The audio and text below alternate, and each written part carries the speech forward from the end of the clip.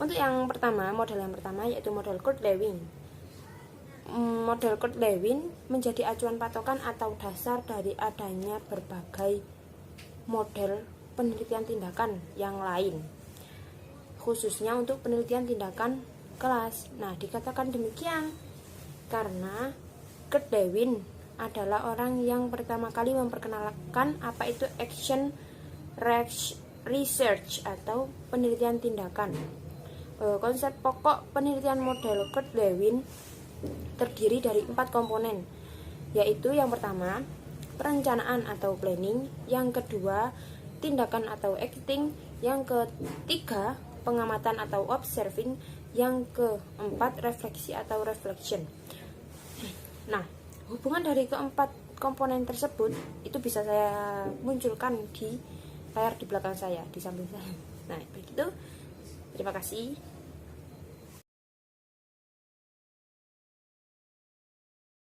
Selanjutnya yaitu model penelitian tindakan kelas oleh Camis and McTaggart.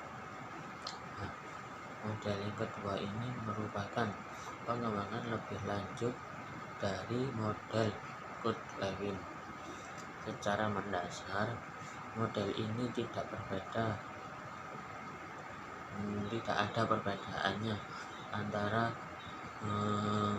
model Kurt-Lewin dan model Camis and McTaggart.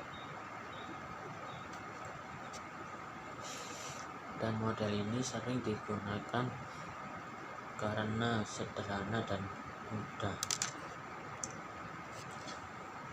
Yang selanjutnya, model Camis and McTaggart ini mempunyai 3 tahap.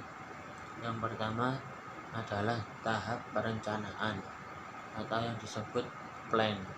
Yang kedua adalah tahap pelaksanaan dan pengamatan atau disebut act and observe.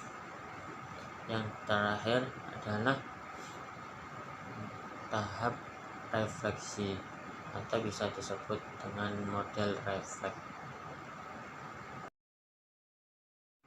Dan ini adalah gambar siklus dari tahap Camis and McTaggart.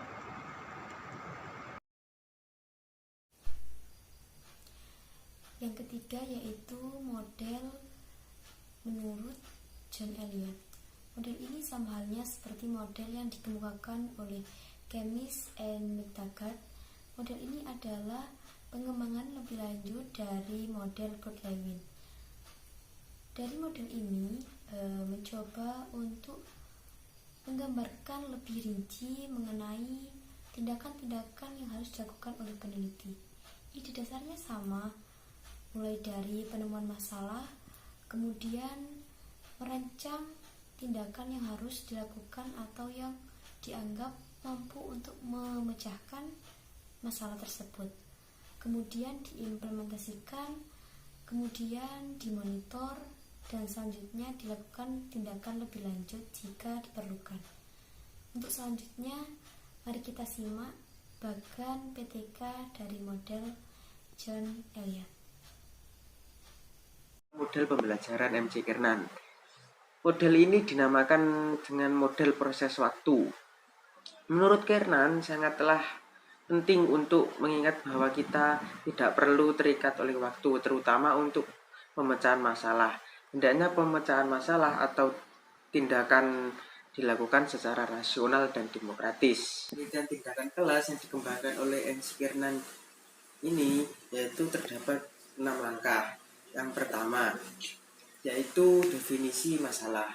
Nah, definisi masalah yaitu guru ataupun peneliti terlebih dahulu mengidentifikasi masalah dan memerlukan tindakan untuk mengatasinya.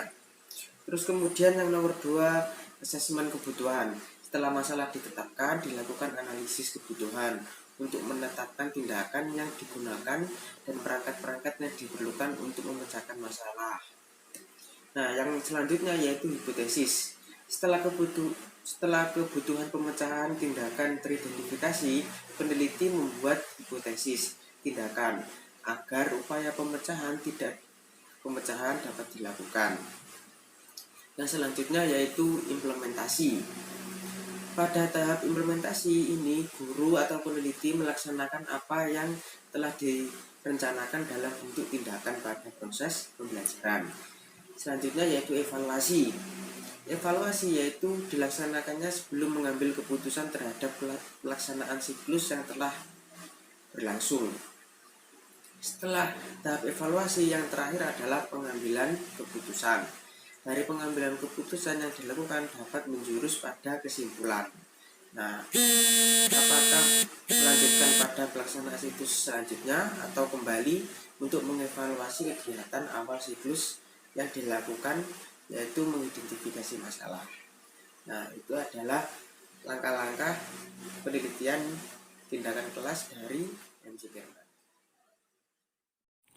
Baik, selanjutnya yaitu model Ebut. Model Ebut ini muncul dikarenakan alias disebabkan oleh kurang sependapatnya Ebut kepada Elias tentang interferensi karyanya Kemis.